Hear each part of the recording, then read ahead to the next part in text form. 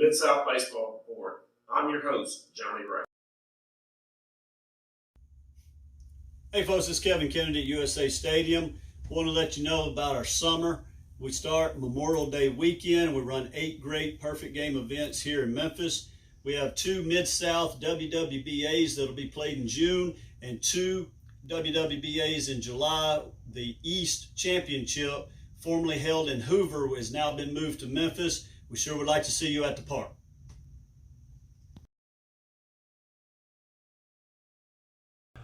Mark Turnbow joins us today. He is the Director of Operations for the Memphis Area Southeastern Collegiate League chapter.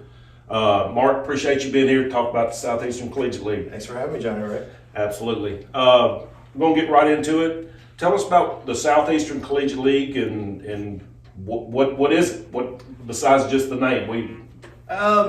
So what it is it's a league established to give kids from the area, primarily the Southeast, Memphis, Jackson, Louisiana, Alabama, that are in college or committed to college, a chance to play, get some reps, develop their game without having to travel cross country like we used to have to do 10, 15 years ago.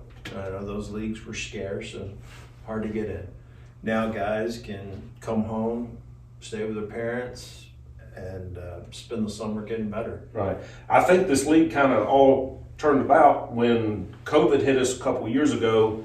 A lot of the other leagues across the country were shut down. Kids were looking for that opportunity to get their reps in the summer. Primarily 2 years ago, I think it started in Jackson, Mississippi, and in the Louisiana area. This past year, 2021, was the first year that it was in Memphis. So this league's expanding. I think there's plans for 2022 to even open in Mobile, Alabama, and Birmingham. Correct. Yeah, those registrations for those markets are going on right now as we speak. They are up and running. They should have a few teams in each one of those markets.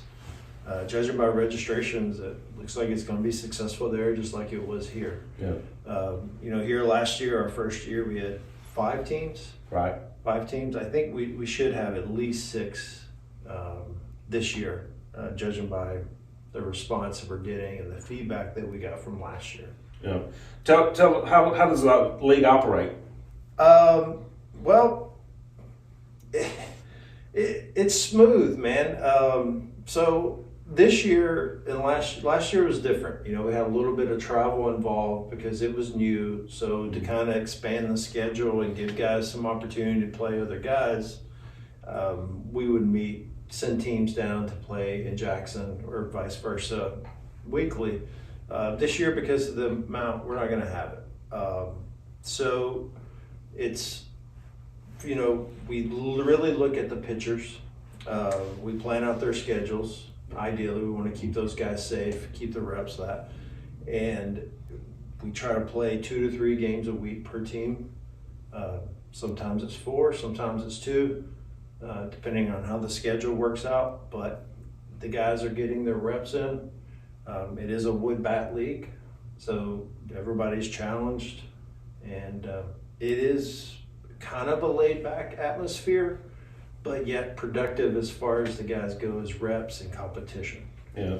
Myself, I was one of the coaches in the league this past summer, and one of the things that I told my guys, and I met most of them for the first time, as we got together to prep for the season, and they all responded very well from it. But one of the things that I told them is 3 things. I want you to communicate with me. I understand you got other things going on. I want you to have fun in the league, and I want you to play hard. Right. And if you do those 3 things, you'll have a good summer. The team will have a good summer, and I think that's a huge benefit to kind of what you're saying. It's kind of a relaxed atmosphere, but if you take it serious and show up with a purpose, you're going to get better. It is a summer. A lot of these guys, they have jobs, they have vacations planned. So that was probably literally the hardest part of the summer. Was the vacations and the communication with that. But you develop such a rapport with these guys where they trust you, and you become an extension of their family, and all of that really works itself out as long as the lines of communication are open. It's funny you say that because I told, I laid out some ground rules for my guys. One, communication, and that. Two is, look, I'm not going to call a bunt. If you know how to steal, we're here to get reps in and let these guys have some fun, swing some sticks. That's right. Talk about the talent level in the league. Myself, I know, but people watching may not. A little bit of everything from kids that just graduated high school, that's already made their commitment. They've already signed to guys that's played 2 or 3 years of college. And what are some of the levels that you see as far as the college? You're right. So we will have guys that just graduated high school that are committed to either play JUCO or D1 or NAI, wherever their school may be. And those guys can come in and get their reps in before they head to campus the first time and compete against college guys. And we had everything from those guys to 3-4 year college guys, wanting to sharpen their tools. Transfer portal is really popular right now. Yeah. I was able to see some college coaches in here recruiting the event. Right. Because there were some kids that were either leaving their JUCOs that were unsigned, or they were transferred out of the portal, or just looking for that opportunity. So I think that's always a huge benefit for the league as well. No doubt. So as popular as the transfer portal is, and everybody, it's a team sport, but these guys are playing for their own resume in the grand scheme of things. So that is where the social media coverage that we do with the SECL League comes into play, and can really help promote these guys like that. They try to have a social media presence at every game, or at least on every side on location as much as possible, and get these guys promoted and as much as they can, because especially with COVID, coaches and universities are really relying on social media now to kind of jumpstart recruiting. Right. Going back to the rosters and kind of how they're made up, I want you to kind of talk about the roster sizes, and then how the rosters are kind of formulated, and what talent level you try to disperse amongst the teams. Yeah. So talent level, our state director is Ed Easley, and he and I will sit down and we try to disperse it. It's a small world when you reach this level of baseball. So you're a phone call away from knowing every kid's background and where they play and where they're heading and how they are. Myself, not to interrupt you, but I will just for a second. When I got my roster, I went to each website of their college to put a name with a face, to get some statistical information, to find out, kind of where his best position was, where I could maybe anticipate him batting in the lineup. So I did a lot of homework on that as well. Right. So, and the homework begins when these guys register for a spot. Because, we probably got about a dozen or two guys registered that weren't even in college or playing college. Just, a pipe dream. So you have to weed those guys out and verify that these are who they say they are, so that when you get the line, so then it makes setting the rosters easy. And as far as the rosters go, from our side of things, would it be easier to load it up with 18, 20 guys and never have to worry about vacations? Absolutely. But then you're taking reps away from guys, you're taking at-bats away from guys, you're taking innings away from guys. So our goal is to try to keep the rosters at around that 14, 15 mark with about 4 or 5 POs. And then at this level, JUCO, you got a lot of dual threats. So you got a lot of outfielders or infielders that, want to get 2-3 innings in a week as well. So we try to keep it around 11, 12 position players, 3 to 4 POs, and go from there. Yeah. And give the POs a start each week. Yeah. Who are some of the coaches and that you surround these guys with? All the guys are going to have either professional or college experience playing wise. Some guys currently coach high school, some guys coach in college. Just kind of depends on the market, but every guy that's thrown in the dugout with these kids has a resume that those kids hope to have one day. Yeah, and that's very important to be able to know when a kid signs up and a college coach may recommend, hey, you need to go play in the Southeastern Collegiate League, that you can trust who you're going to have that kid in the dugout with. Correct. Yeah.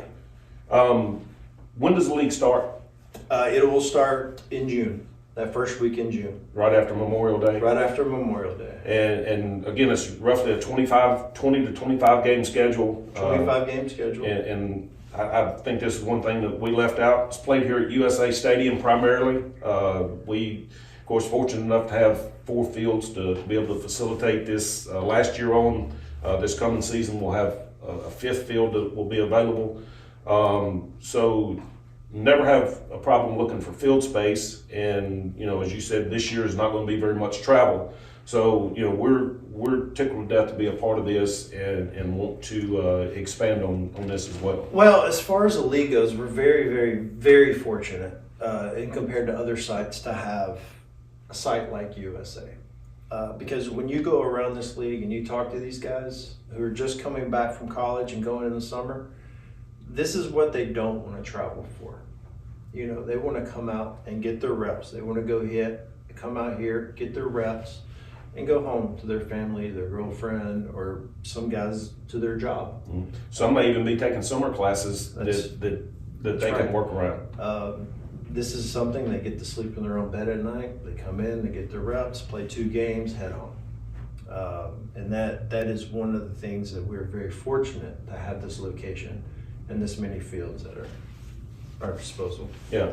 How do you find out more about the league? How do you get registered and how do you get on the team? So you go to SEC or SECollegiateleague.org and you can request a roster spot. Once you request a roster spot, then it'll come to the desk of someone like myself in your region. You pick the region that you're in and we will verify who you are. Sometimes we'll reach out to the coach.